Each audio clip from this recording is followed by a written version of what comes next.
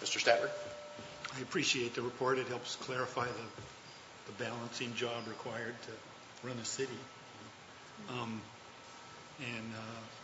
Yeah, I'd like to think about it, and I don't know if I, maybe, well, I'm thinking study session, but I'm not sure whether it's appropriate but I'm not ready to talk about it much right now. I need to think a lot about it. Mr. Strasser and then Mr. Truitt, or Mr. Truitt and Mr. Strasser, either. Well, along with you, I'm uncomfortable with breaking our vision fund piggy bank. Not that this cause isn't worthy, but as far as the library is concerned, it would be just a drop in the bucket towards what required. One thing we can do is we can contact the Arts Commission and ask them if their priority is arts or library, and we could be surprised. Mr. Strasser. Like you, Mayor, I've got some discomfort here because we never have extra money. We merely have money that can be reallocated or whatever, and if we really had extra money, we would lower some of the fees that we're charging, or we would plan for fire stations that we don't know where we're going to fund them from yet.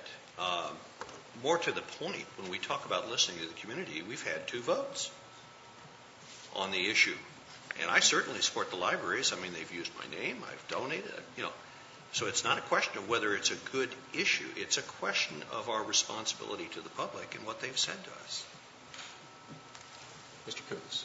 Thank you, Your Honor. I agree with Mr. Strasser. First, I think the Quest money ought to be left alone, not touch it. We never know when a calamity is going to take place. There's ample opportunities. This last week we saw flooding over on the coast. There was a Columbus Day storm one day, and in '62 we had the big floods. I think we need to save that money for the rainy day when there is a disaster, so we don't end up looking like New Orleans. The other thing I want to say is that the libraries is basically a county problem. We've had 2 votes on it. In Ward 2, where I live, they went down substantially. And I haven't had any citizens come to me or call me or email me and saying, Jim, we really need to get the libraries cranked up to more hours. So I'm a little hesitant about doing that.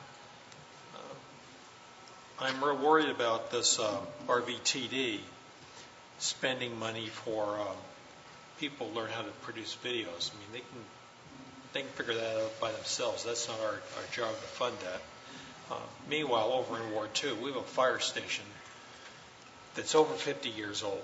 It's the smallest station. We have the smallest truck. It can only get 1 truck in there, and the truck is old.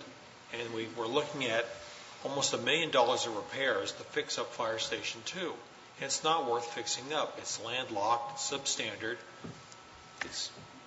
It's real wrong. We need to be thinking about what we're going to do for public safety in the future. Fire is not something that's going to go away. We need to deal with that problem. And we need to start thinking about how we're going to finance it. And this is a good place to start with start allocating thoughts and money to solutions for a problem that's been outstanding and is getting worse. At some point in time, Fire Station number 2 is just going to fall apart. The electrics are substandard, the space is substandard, and they're the busiest station in the city. And so I think we need to get that worked on. And so I'm not in favor of spending any money on the library at this time. Mr. Anderson. I agree. I would love to see the library hours be expanded from 24 to 40 hours. But I think the way we do that is we hold the public hearing in January. We do some polling and see if the community would support an additional 6 cents per $1,000, which is what I understand it would take. And if our polling and our public hearing tells us that the community will support that, then we go forward with the May ballot. And unfortunately, it'll take some time to collect those dollars. But if we don't do that, then we're not listening to our constituents. I mean, it's great to listen to the people that come up here and propose something, but really, until or unless we have a public hearing and do some polling, we don't truly know what the community will or will not support. So I'm just hesitant to spend those monies outside of that process. Okay. Thank you very much. Good discussion.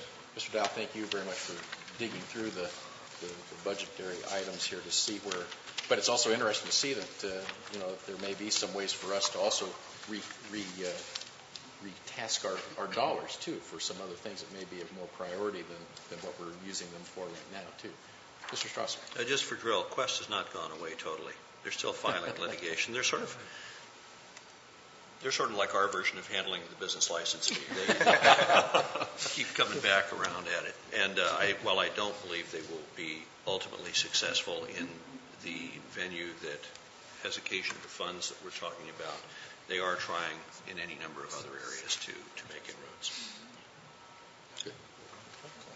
Mr. Dye. Mayor, I have one last item.